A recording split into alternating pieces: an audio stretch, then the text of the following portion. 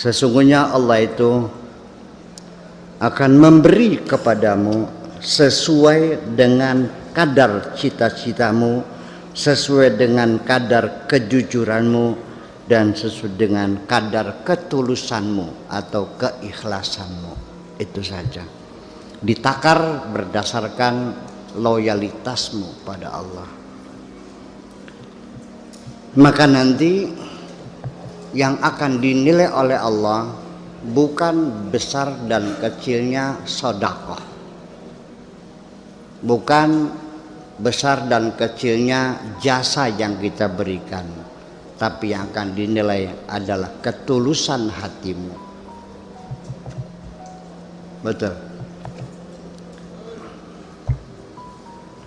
Kalau ukurannya berdasarkan kubik meter dan berat jenis, maka berarti batu kali lebih mahal dari berlian. Betul nggak? Berlian tuh nggak berat. Lalu punya berlian sebesar telur itu mungkin sama dengan 1 juta truk batu. Iya kan harganya, dan tidak terhingga. Ijtahid, bekerja keraslah, ya. Wa ta'arrad, dan menghadaplah. Watlub, dan mintalah. Fa inna bika la yaji'u syai'un wala budda minka, ya.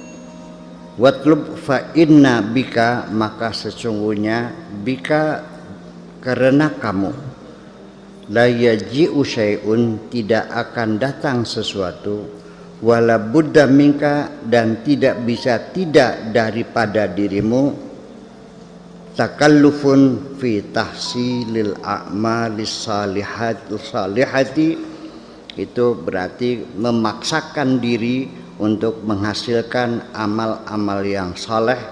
Kama tatakallafu, seperti juga engkau memaksakan diri bekerja keras, fi tahsilir rizki, untuk mendapatkan rezeki. Artinya silakan saja kamu bekerja keras, banyak meminta, banyak berdoa. Nanti artinya tidak bisa tidak akan datang juga kepadamu rezeki itu. Artinya bukan diakar pada kerja kerasnya, tidak diukur dengan keringatnya, tapi akan dihasilkan dengan kualitas yang kau berikan, yang kau lakukan dalam berupaya mendapatkannya. Seorang yang punya tingkat intelektualitas tinggi, pengalaman yang panjang, tentu akan lebih mendapatkan rezeki dari orang yang bodoh yang tidak berpendidikan. Seorang petani, buruh tani, satu hari hanya dapat 50.000 satu hari, dijemur punggungnya di matahari. Tapi seorang Habibi, seminggu satu hari dia mengantor, bayarannya 1 miliar satu bulan. Makanya sekali lagi pesan dari Abul Hasan Asaduli, ibadatul qulubi khairun min ibadatil jawarihi, ibadah hati jauh lebih baik daripada ibadah fisik. Kamu salah sendiri mengapa memilih ibadah fisik yang bayarannya cering. Tapi kalau ibadah intelektual bayarannya blek-blek, blek-blek. Kalau ibadah fisik cering. Kalau ibadah intelektual blek-blek, blek-blek. Ngerti ya? Blek-blek, blek-blek, berlimpah ruah gitu. Tidak berimbas semacam itu. Asyaitan yal'abu bi'awamin nas. Setan itu biasa bisa mempermainkan orang-orang awam yang dungu, yang bodoh, ya kan, yang tidak berpengalaman, yang tidak sekolah, termasuk yang jauh dari Tuhan, itu orang awam semuanya itu. Kama yal'abul farisu bikarratihi, seperti seorang penunggang kuda bisa memainkan kudanya bikarratihi, dengan bisa membolak-balikan kudanya. Yudiru ahadahum, yaitu bisa memutar siapapun setan itu. Fima yasha, kama yudiru ahadukum dabatahu, seperti penunggang kuda juga bisa membalikkan kudanya ke kanan dan ke kiri. Fima yasha yadrifu uqfiyata qulubihim, yang bisa memukul jantung hati mereka. Wa yastakhdimuhun kaifa arad, dan bisa dipakai seperti apapun yang mereka inginkan. Yuhattimu minas sawami'i, bisa menghancurkan sinagog-sinagog. Wa yukhrijuhum minal maharibi, dan bisa dikeluarkan dari tempat-tempat ibadah, mihrab-mihrab mereka. Wa yuqifuhum, dan bisa menghentikan mereka fi khidmatihi, dalam berkhidmah, dalam beribadah, bisa ujug-ujug menjadi malas. Bisa kamu ini masih bisa dimainkan setan. Kapan-kapan setan bisa menghambat kamu akan berhenti dari mengaji setiap malam Senin. Kapan-kapan engkau setan bisa menghancurkan rumah tanggamu, bercerai dengan istrimu. Dan kapan-kapan setan juga bisa menggoda. Kalau kamu masih termasuk golongan orang awam, artinya yang mudah digodanya. Artinya bahwa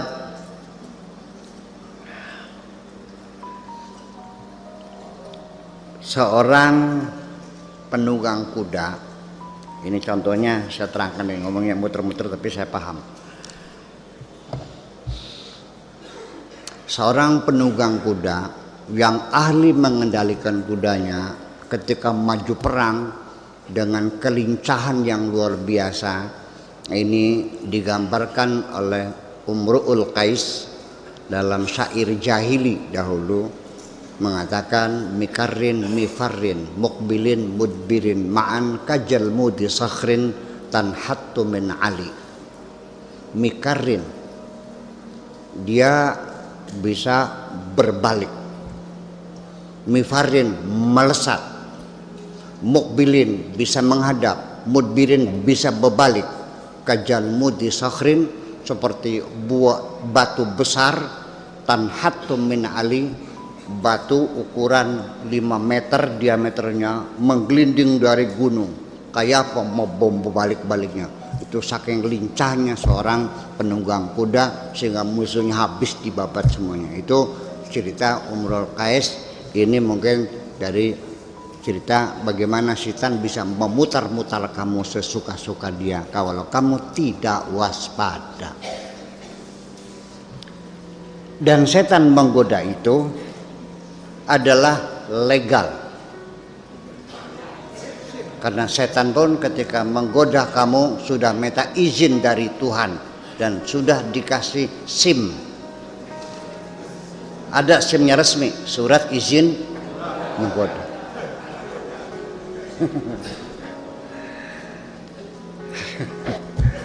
Setan, kau menggoda aku? Iya.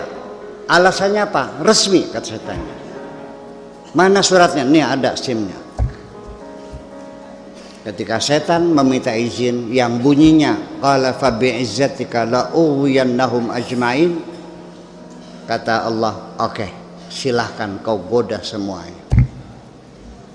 Setan minta umur panjang, kata Allah, oke, innaka minal mundharin, engkau panjang sampai hari kiamat. Setan umurnya panjang dan dia akan menggoda kamu sekuat tenaga dengan harapan kamu semuanya masuk neraka semua. Nah, nanti kalau sudah masuk neraka semua, setan ada peluang bisa masuk surga lagi. Itu akal jahatnya tuh. Makanya orang yang hidupnya punya cacat, dia paling suka menyebarluaskan cacat orang lain supaya tidak sendirian.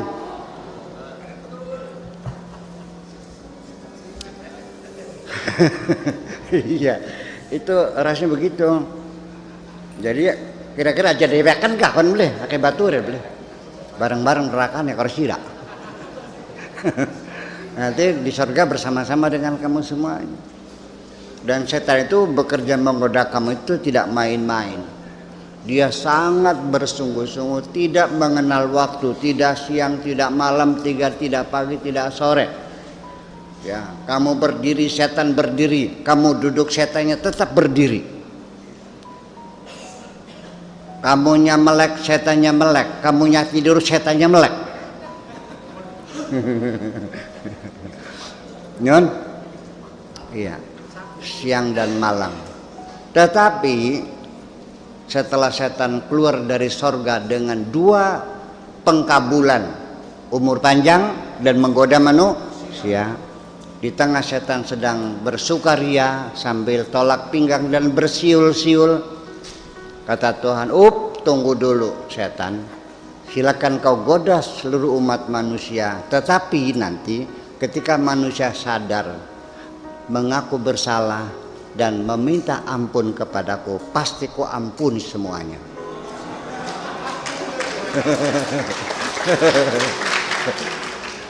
Itulah akhirnya apa? Setan melongo, kerja bakti.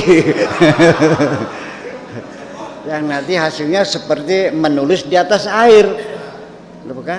Nah, sejak itulah maka setan merubah strategi, bukan sekedar menggoda manusia berbuat jahat, tetapi mempola bagaimana manusia jangan merasa berdosa. Jadi jangan-jangan, atau mungkin bisa katakan, kalau orang yang hidupnya tidak pernah merasa berdosa, itu sudah menjadi setan.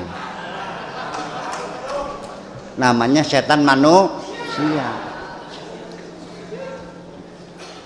Ini setan, lihat dulu, ini setan, ini manusia, menyatu. Kalau begini namanya setan manusia, kalau dibalik manusia, iya. Itu yang disebut dengan syayatinul insi wal jinni. Setan-setan jin dan setan-setan manusia. Jin juga sama, kalau menyatu dengan setan jadi namanya setan jin. Kalau menyatu dengan manusia namanya setan manusia. Nah, kalau sudah setan itu berbentuk manusia, godaannya lebih efektif dan lebih efisien daripada setan berbentuk jin. Kalau jin hanya berbisik-bisik di telinga kita, menggoda hati kita untuk bersyahwat dan sebagainya. Tapi kalau setannya berbentuk manusia, udah roknya pendek, pahanya mulus, buah dadanya besar, bokongnya bahenol, mana tahan.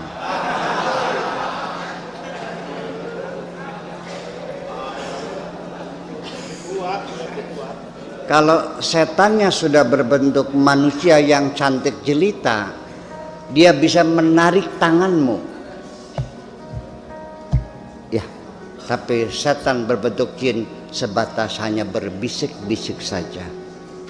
Setan mengajak engkau berjudi, hanya sekedar mengajak. Tapi kalau setannya manusia, mengajak kamu dan dia siap membantu uang kamu untuk berjudi. Nggak ada duit, nih duit banyak udah.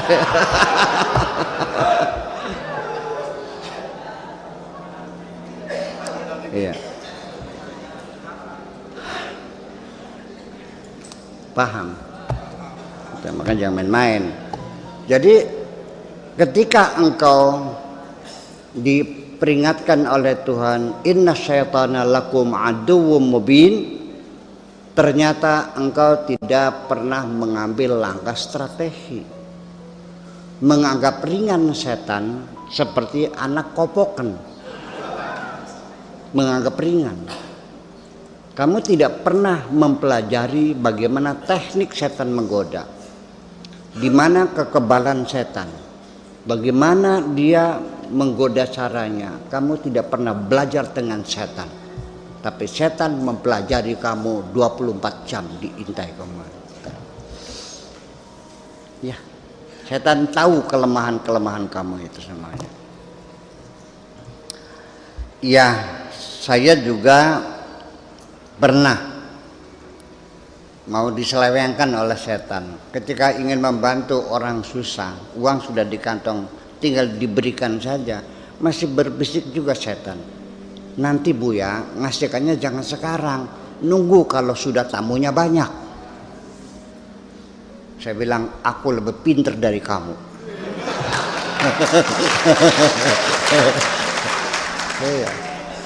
Ya, dia mah gak pernah sekolah kok. Saya kan sekolahnya 20 tahun. Iya, di luar negerinya kan. Ya, iya. Gimana lagi? Ya itu.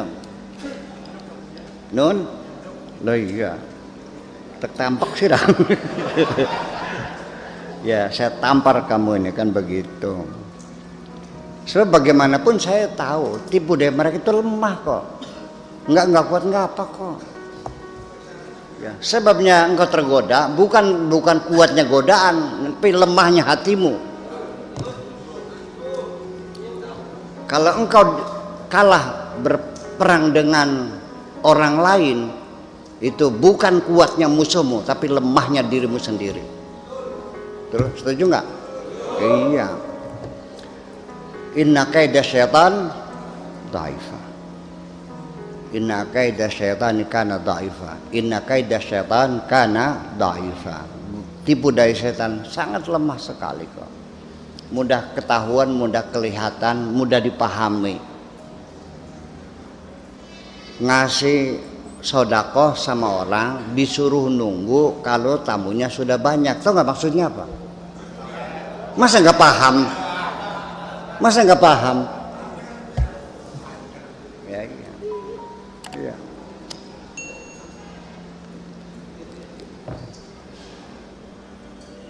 Ya, jadi seperti itulah kira-kira kita dalam berjuang hidup ini.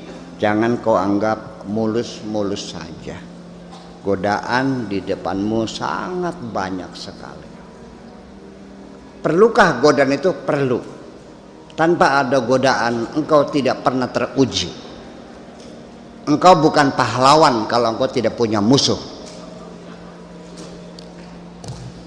Aku pahlawan. Siapa musuhmu? Enggak ada, ya bukan pahlawan. Betul enggak? Ngaco kamu. Aku menang juara apa? Bertanding siapa? Sendirian, ngaco kamu mah.